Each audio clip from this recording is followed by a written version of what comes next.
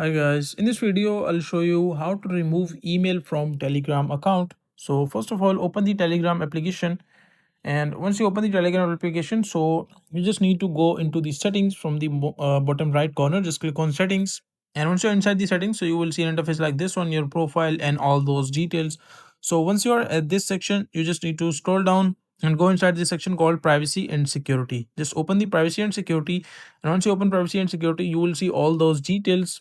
You can see blocked user, passcode, and two-step verification and login email as well. Just click on login email, and once you click on login email, as you can see, like this, there's an email address which has been associated with my account.